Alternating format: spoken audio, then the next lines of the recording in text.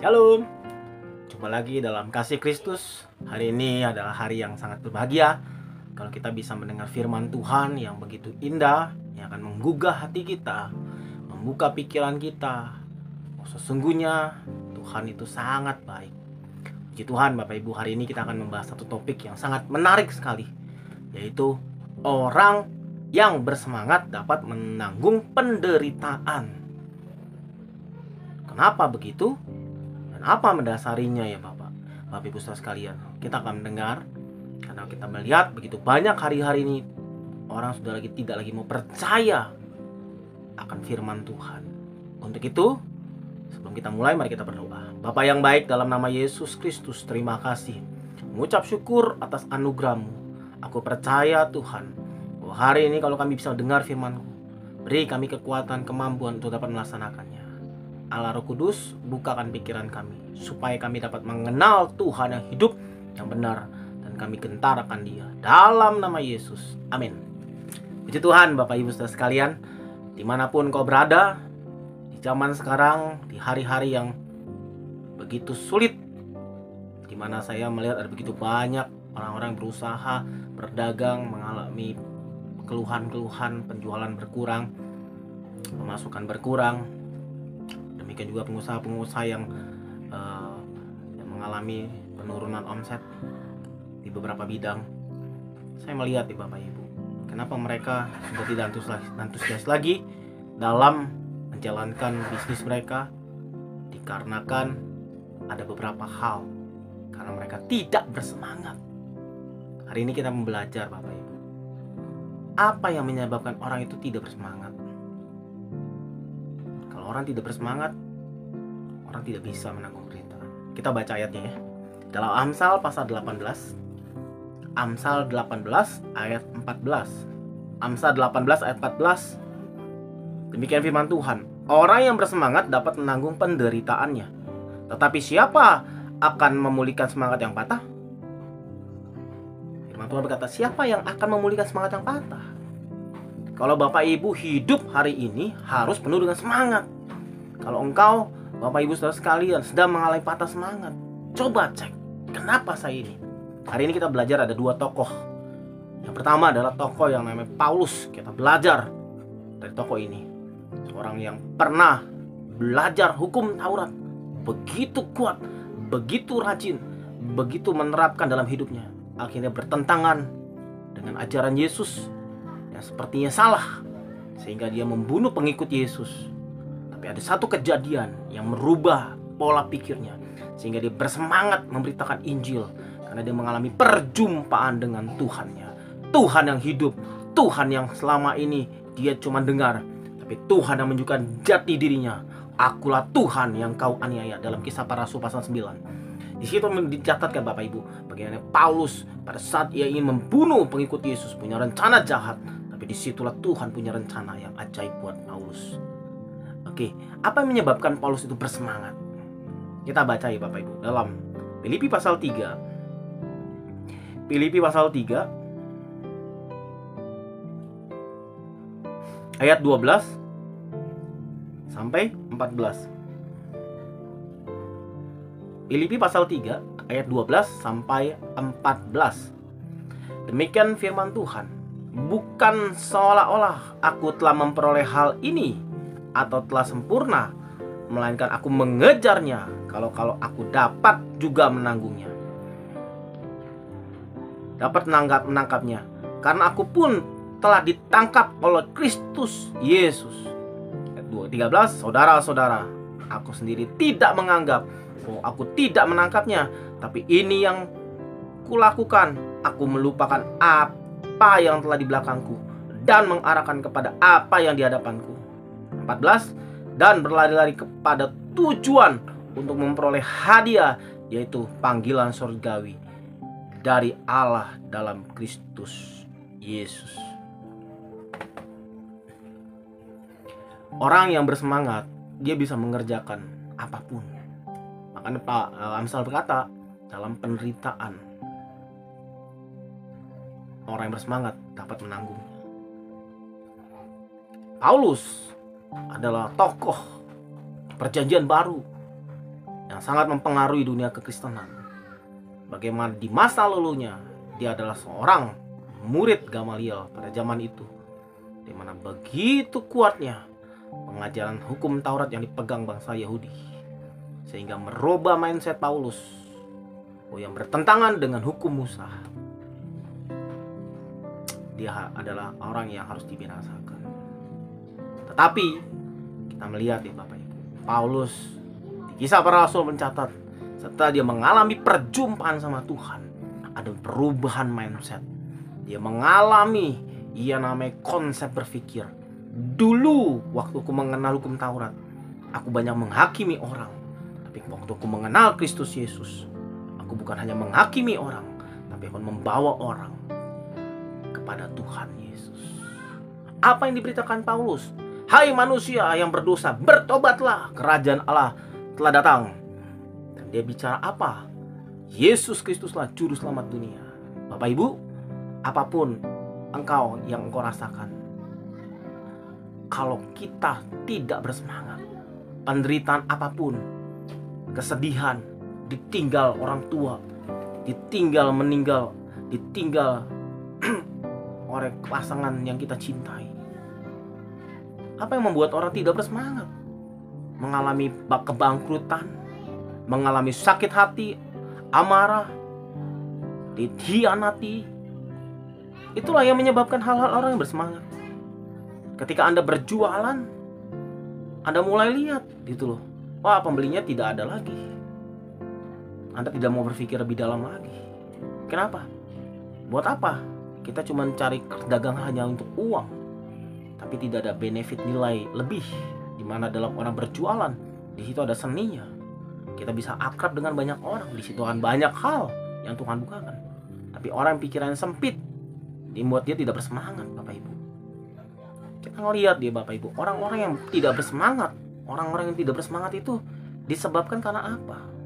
Karena dia melihat hal-hal yang sebab penglihatan matanya yang dilihat nyata, usaha menurun, terus modal nggak tercukupi. Terus kalau Anda dalam keluarga, anak saya ini susah dididik. Kalau Anda dalam sekolah, soal banyak, PR banyak. Kalau Anda sedang ramai itu orang yang butuh duit, mana Tuhan? Tidak ada pengharapan kah? Mulai hari ini Bapak Ibu, mulailah Anda melihat satu tokoh. Kita belajar dari tokoh Paulus. Paulus di hadapan manusia, dia adalah seorang pembunuh. Dia meyakini apa yang diyakini. Dia harus membunuh pengikut Yesus, karena itu ada keyakinan yang dipelajari masa lalu. Tapi ketika dia mengalami perjumpaan sama Tuhan, apa yang terjadi? Dia bersemangat memberitakan Injil. Kenapa? Karena ada roh Tuhan, yaitu Roh Kudus, yang membawa dia berubah mindset dalam pengenalan Tuhan. Apa yang dilakukan oleh Paulus? Kita lihat ayat 12. Dia bilang begini, bukan seolah-olah aku telah memperolehnya. Jadi Paulus merasa bahwa bukan karena dia hebat, bukan, atau telah sempurna, melainkan aku mengejarnya. Mengejar apa? Mengejar siapa Yesus itu. Kalau aku dapat juga menangkapnya. Selanjutnya, aku pun telah ditangkap oleh Kristus Yesus. Artinya apa? Dulu. Yang dia pikir, oh ini udah oke kok, lakukan hukum Taurat oke kok, segala macam. Siapa yang membuat Anda masuk surga? Perbuatan baik Anda? Beramal Anda? Kalau perbuatan baik menjamin Anda bisa masuk surga, buat apa ada Yesus Kristus? Yesus Kristus adalah Allah yang menjadi manusia, yang menebus dosa manusia. Hanya satu-satunya di dunia yang menjamin di dalam Kristus Yesuslah ada keselamatan kekal. Manusia di bumi, ketika manusia berdosa, manusia mencari bagaimana jalan keselamatan dengan berbuat baik. Tapi itu tidak menghapuskan rasa bersalah, rasa berdosa. Sehingga semakin orang kaya, semakin orang pikir bisa bayar dosanya. Belum tentu. Karena di dalam Yesus Kristuslah kita mendapat anugerah, sehingga kita jadi orang rendah hati, jadi orang yang tahu diri bagaimana karya penebusan Kristus yang begitu mahal, yang membuat dia ingin Setiap manusia itu kembali bersemangat melihat, menatap ke depan, bahwa engkau punya jaminan hidup kekal. Kalau engkau hidup di bumi hanya mengejar yang fana saja, apa gunanya di masa kekekalan? Tidak ada jaminan. Kalau engkau di dalam Kristus, ketika engkau mengenal Yesus Kristus, engkau akan menemukan sesuatu yang lebih daripada uang, lebih dari apa yang dicari dunia. Yaitu apa? Ketenangan. Yaitu apa? Kedamaian. Yaitu apa? Kepuasan di dalam jiwa. Kita lanjut ayat 13. Saudara-saudara, aku sendiri tidak menganggap bahwa aku telah menangkapnya, tapi ini yang kulakukan. Paulus, orang begitu rajin, begitu pintar. Akhir-akhirnya dia menemukan Tuhan dalam kejadian hidupnya. Dan disitulah merubah hidupnya. Bukan aku telah menangkapnya, tapi ini yang kulakukan. Aku melupakan apa yang telah di belakangku. Apa yang telah di belakang Paulus? Apa? Kesombongan, Bapak Ibu. Dia telah begitu rajin, begitu pintar. Salah satu murid Gamaliel, itu orang yang sangat-sangat diakui sekali gurunya. Begitu lulusan terbaik. Bagaimanapun Paulus itu bukan orang bodoh. Tapi waktu dia mengalami pengenalan akan Tuhan, dia melihat ini tidak lebih baik, ini tidak lebih berharga daripada pengenalan akan Tuhan. Lihat apa yang dia, dan aku mengarahkan diriku kepada apa yang dia dapat. Artinya kedua, Paulus fokus sama panggilannya. 14 dia bilang ini, dan berlari kepada tujuan untuk memperoleh hadiah, yaitu panggilan surgawi. Kita belajar orang yang bersemangat dapat menanggung penderitaan. Kita belajar di tokoh Paulus. Paulus orang yang bersemangat memberitakan Injil. Karena yang pertama yang Paulus lakukan adalah dia meninggalkan masa lalunya. Apa masa lalunya? Masa lalunya adalah kesombongan. Masa lalunya adalah apa? Dia adalah pembunuh mengikuti Yesus. Masa lalunya apa? Dia membanggakan hukum Taurat yang selama ini dia puja-puja hanya sekedar liturgis, sehingga dia bilang hakimi orang. Tapi karena dia mengalami perjumpaan dengan Tuhan Yesus, dia tinggalkan semua yang menganggap kebanggaan. Dia mencari pengenalan akan Tuhan. Dia berlari. Orang yang berlari itu bersemangat, Bapak Ibu. Kenapa? Karena ada tujuan. Yang kedua, Paulus, kita belajar, Paulus punya tujuan. Sehingga ketika dia dalam penginjilan, begitu sulit dalam medan-medan penginjilan, dia terus bersemangat. Kenapa? Karena ada satu tujuan. Aku akan mencapai tujuanku adalah panggilan surgawi, mahkota yang Tuhan sediakan. Mahkota yang dunia punya ini adalah sementara. Tapi kalau Anda lebih lagi ingin mendapatkan mahkota kekekalan, terimalah Yesus dan berlarilah pada tujuan panggilan surgawi yang Tuhan sediakan buat Bapak Ibu saudara sekalian. Apa masalah Bapak Ibu? Apakah Anda seperti Paulus? Masa lalunya begitu hebat, begitu kuat, tapi suatu kejadian yang akan merubah mindset Anda. Apakah Anda mau taat sama Tuhan Yesus? Taat sama Allah akan perintahnya? Atau Anda masih tetap sombong, merasa diri Anda bangga, hebat? Itu tidak akan membuat Anda bersemangat. Karena orang yang bersemangat, orang yang tahu bahwa hidupnya telah ditebus, hidupnya telah mengalami suatu perubahan karena kehadiran Yesus dalam hidupnya. Dia mencapai tujuan, bukan cari yang fana saja, tapi dia mencapai jauh dari yang fana. Dia mencari apa yang kekal, yaitu keselamatan. Hai manusia, kembalilah kepada Tuhan. Apa kesedihan? Apa yang membuat engkau tidak bersemangat? Lihatlah, mungkin engkau harus tinggalkan masa lalu. Apa itu? Kepahitan, kebencian, amarah, dengki, balas dendam. Tinggalkan semua. Karena kenapa? Dengan engkau masih pegang itu di punggungmu, engkau tidak bisa lari cepat, engkau tidak lagi bersemangat. Kenapa? Karena setan selalu mengingatkan, mengintimidasi, sehingga engkau tidak lagi melihat tujuan. Bahwa di depan sana ada Tuhan yang memberikan engkau semangat, memberikan engkau hadiah. Karena itu, Bapak Ibu Saudara sekalian, jangan lagi engkau tidak bersemangat. Bangkitlah dan lihatlah bahwa Allahmu sedang menunggu engkau di depan. Yang kedua, orang yang bersemangat dapat menanggung penderitaannya. Kita definisikan penderitaan dulu, Bapak Ibu. Penderitaan itu sangat tidak enak. Kalau ditanya siapa yang mau menderita, angkat tangan. Gak ada yang mau. Kenapa? Karena menderita itu didefinisikan adalah sesuatu hal yang buruk. Seperti apa? Kecelakaan. Seperti apa? Sesuatu hal yang buruk, rugi, bangkrut, segala macam. Tapi kita melihat, Bapak Ibu Saudara sekalian, Orang yang menderita, dia tidak selalu hal yang buruk, tapi kadang-kala penderitaan itu diizinkan oleh Tuhan untuk membuat kita semakin kuat.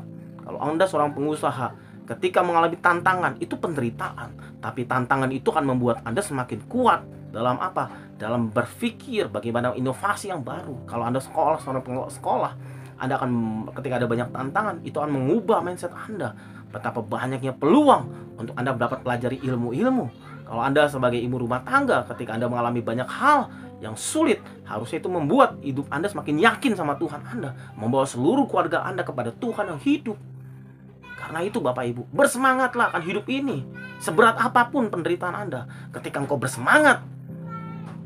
Seorang raja yang namanya Salomo, pada zaman kejayaan, dia adalah raja yang penuh dengan hikmat bijaksana. Bagaimana dia menganalisa, membandingkan orang yang bersemangat dan orang yang tidak bersemangat.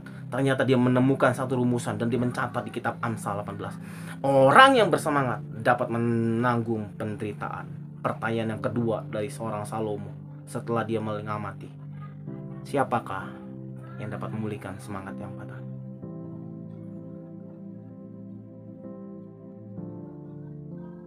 Karena itu Bapak Ibu, bersemangatlah menjalani hidup ini, sesulit apapun keadaan kau. Kita di dalam Yesus, kita tidak pernah sendirian, karena Dia Allah yang bersama dengan kita. Apapun keadaan, latar belakang apapun.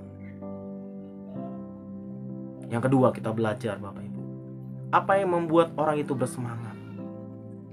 Kita buka dalam Kejadian pasal 29. Kejadian pasal 29 ayat 20 dan 30. Kejadian pasal 29 ayat 20 dan 30. Kita baca. Jadi bekerjalah Yakub 7 tahun lamanya untuk mendapat Rahel itu. Tetapi yang 7 tahun itu dianggapnya seperti beberapa hari saja karena cintanya kepada Rahel. Ayat 30. Yakub menghampiri Rahel juga. Malah ia lebih cinta kepada Rahel daripada Lea. Demikian juga ia bekerja pula pada Laban 7 tahun lagi. Jadi ceritanya begini Bapak Ibu. Yakub waktu itu bertengkar dengan Esau. Akhirnya dia disuruh pergilah oleh mamanya ke saudaranya Laban, pamannya. Ketika dia bertemu dengan seorang gadis. Ternyata gadis itu adalah anaknya Laban, namanya Rahel. Tiba-tiba dicium dan kaget wanita itu, karena wanita ini masih perawan. Karena sembarangan orang mencium sembarangan. Tapi dia kaget, dibilang sama papanya itu ada pria muda yang tiba-tiba cium saya. Waktu disamperin, Laban kaget. Siapa kamu? Anak Abraham. Apa yang terjadi? Yakub anaknya Ishak juga. Apa yang terjadi?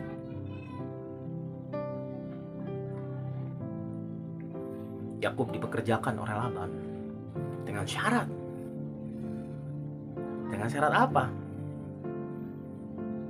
Hai Laban, aku mau bekerja sama kamu dengan syarat berikanlah Rahel buat aku. Boleh, kata Laban. Dan disepakatilah, kamu harus bekerja 7 tahun untuk mendapatkan Rahel. Nah, kita lihat ayat yang 20, dia berkata begini. Kejadian 29 ayat 30 bilang gini. Jadi bekerjalah Yakub 7 tahun lamanya untuk mendapatkan Rahel. Tetapi 7 tahun dianggapnya seperti beberapa hari saja karena cintanya kepada Rahel. Yang kedua, kita belajar dari para tokoh Yakub. Yakub untuk mendapatkan sesuatu yang dicintai. Yang dicintai seseorang yang namanya Rahel. Dia mempunyai cinta. Cintalah yang membuat Yakub bekerja keras. Bekerja keras 7 tahun. Akhirnya pamannya menipu dia. Dikasih Lea kakaknya. Tapi dia tetap nggak patah semangat. Dia tetap mau dengan Rahel. Yang harus poin ini yang di garis bawahnya adalah cintanya. Orang yang penuh dengan cinta, dia penuh dengan semangat hidup. Orang yang penuh dengan cinta akan punyai kekuatan untuk dapat menanggung penderitaan. Seberat apa penderitaan Anda? Coba ukur cinta Anda dengan Tuhan Anda. Mulai memudarkah cinta Anda kepada Tuhan Anda? Mulai jauhkah? itu mungkin adalah yang menyebabkan orang tidak bersemangat lagi. Kenapa orang cintanya pudar? Karena dikhianati. Kenapa? Karena dibohongin. Kenapa cintanya pudar? Karena tidak ada kepercayaan lagi.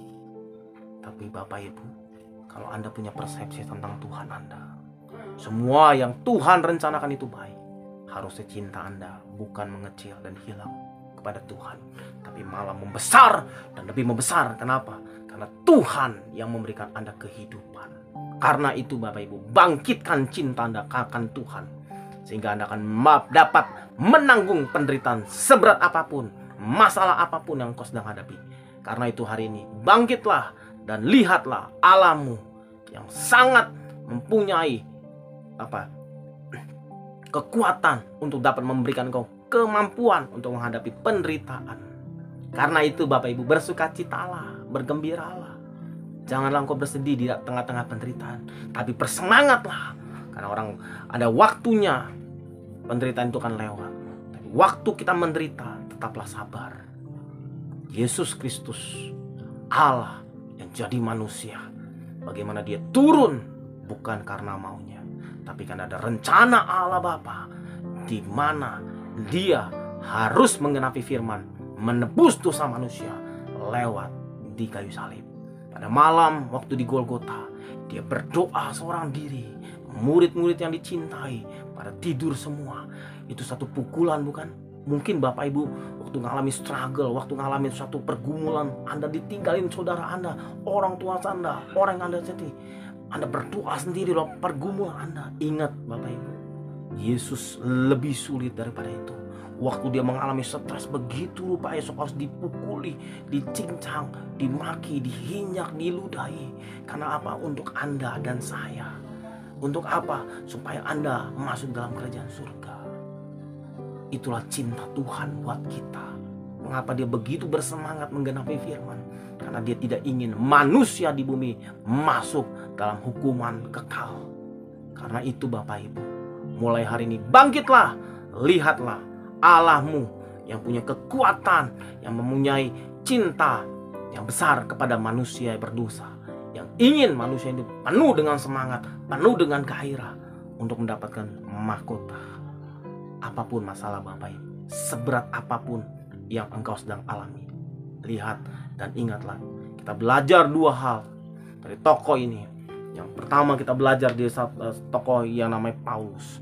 Paulus adalah tokoh yang menurut manusia ini tokoh yang jahat. Kenapa? Karena dia membunuh pengikut Yesus. Tapi yang dilakukan oleh Paulus, aku meninggalkan yang di belakangku. Yang dilakukan Paulus adalah dia punya fokus, punya tujuan. Kenapa? Dengan dia punya tujuan, dia punya semangat hidup. Yang kedua, kita belajar dia tokoh yang namanya Yakub. Dia untuk mendapatkan seorang Rahel, dia mempunyai cinta yang besar. Walaupun penderitaan 14 tahun dia harus bekerja untuk mendapatkan Rahel. Walaupun di tengah-tengahnya dia ditipu oleh Laban, tapi karena cinta yang besar kepada Rahel, dia mau mati-matian bekerja dengan semangat. Bapak Ibu, bangkitkan dua hal ini. Fokuskan hidup Anda sama Tuhan. Fokuskan cinta Anda, perbesar kepada Tuhan. Karena begitu besar penderitaan yang Anda kerjakan, itu akan membuat Anda dapat melewatinya. Mari kita berdoa. Tuhan Yesus, terima kasih untuk firman-Mu hari ini. Seberat apapun masalah yang kami sedang hadapi satu persatu, hamba-Mu terbatas. Tuhan, tolong setiap mereka, biar mereka mempunyai pikiran positif. Orang yang bersemangat dapat menanggung penderitaan. Karena dua hal. Yang pertama, karena orang itu mempunyai tujuan, fokus akan hidupnya, semuanya untuk kemuliaan nama Tuhan. Yang kedua, karena cintanya akan Tuhan, yang akan mampukan semua penderitaan seberat apapun yang mereka sedang alami. Tuhan, aku gak tahu apa yang mereka rasakan. Berkatilah umat-Mu, siapapun menonton ini. Apabila mereka sedang sakit, kiranya tangan-Mu yang penuh kasih Tuhan, sembuhkanlah, pulihkanlah, berikan mereka kekuatan. Apabila setiap umat-Mu sedang mengalami penderitaan, baik itu kekurangan materi, baik itu ada konflik dalam keluarga, baik itu dalam segala keadaan dalam bisnis, saya kira Tuhan memberkati dalam nama Yesus Kristus. Bapak, terima kasih buat firman-Mu. Biarlah kami menjadi pelaku firman-Mu, meyakini bahwa firman itu bukan bohong, tapi firman itu dapat dialami, dan firman itu ya dan amin. Dan kami mau percaya di dalam nama Tuhan Yesus Kristus, Allah yang hidup, benar, kekal selamanya. Amin. Puji Tuhan Bapak Ibu, hari ini kita telah mendengar satu firman yang menarik. Orang yang bersemangat dapat menanggung penderitaan. Karena itu bersemangatlah. Terima kasih Bapak Ibu, sudah sampai saat ini Bapak Ibu masih support kami dalam doa. Dan kami juga butuh Bapak Ibu support kami dengan cara like, subscribe, dan bagikan sebanyak-banyaknya, supaya banyak orang diberkati lewat acara ini, dan banyak orang dibantu untuk didoakan. Bagi Bapak Ibu Saudara sekalian yang ingin konseling, didoakan, silakan Bapak Ibu menghubungi nomor yang ada di depan layar kaca Bapak Ibu. Terima kasih Bapak Ibu, terima kasih. Jangan lupa ya Bapak Ibu, dukung kami dengan cara like, subscribe, dan bagikan sebanyak-banyaknya. Sampai jumpa di lain kesempatan. Shalom.